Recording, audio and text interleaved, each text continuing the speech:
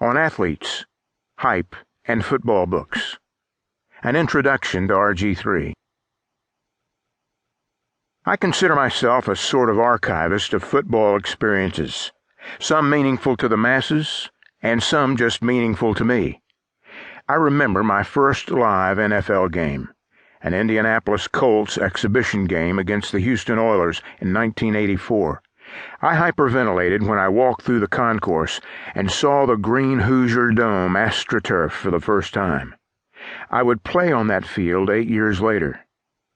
I remember the first time I cared about my team losing, in 1985, when the Chicago Bears lost on the road to the Miami Dolphins on Monday Night Football, and I was allowed to stay up late to watch it. As an adult, I no longer care about or cheer for teams. Rather, I'm on a search for the singular experience, for a player or team special enough to merit consideration and watchfulness. I have a house full of these experiences. I have the Doug Williams Super Bowl on VHS. I have the entire 1985 Bears season on DVD.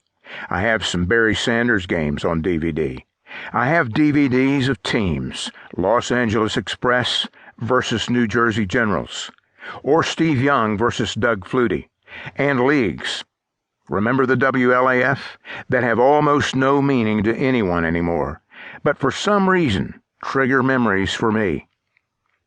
I have a closet full of old jerseys that are themselves more of an homage to fabrics. Remember Sandknit and Dureen? And NFL draft busts. Remember Rashaan Salam? Than anything quantifiably great. Football, like music, was made for archivists. It's made for that little rush of serotonin that comes from finding the perfect jersey or the perfect old bootleg DVD on eBay.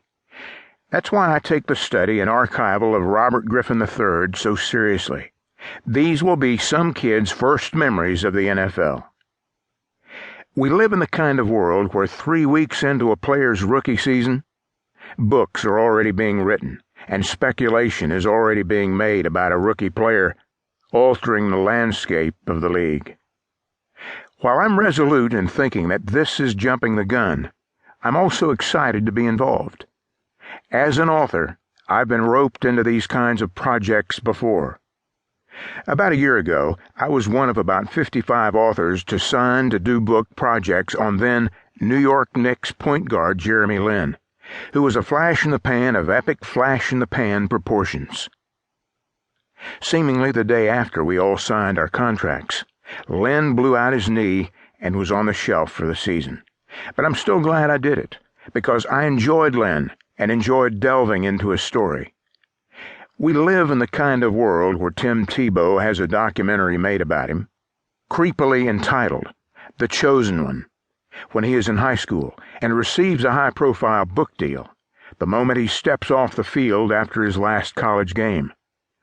We live in the kind of world where a book like that becomes an immediate New York Times bestseller and makes an even bigger hero out of its subject. So what's in it for someone like me to do a book like this, and for someone like you to read it? Well, for one, I grew up reading football books.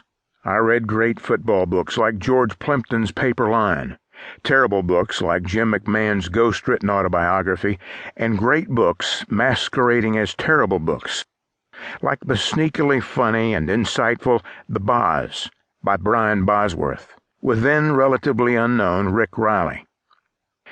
I loved reading football books then, and I love reading them now. I also occasionally love writing them. I say occasionally because we also now live in a world where it's increasingly rare to get an athlete to say anything interesting that hasn't already been vetted by 25 PR reps and an agent before it hits the wires. We live in a world where athletes are more accessible because of Twitter and Facebook, and are therefore more ordinary than they've ever been. I'm convinced that I loved Walter Payton more in 1985 because I didn't have access to his every ordinary thought via Twitter. He lived and died larger than life to me. Here's what I endeavor to do. I hope to see and write things as an author would see and write things. I want to see how Griffin handles himself around his teammates. I want to see how he leads on.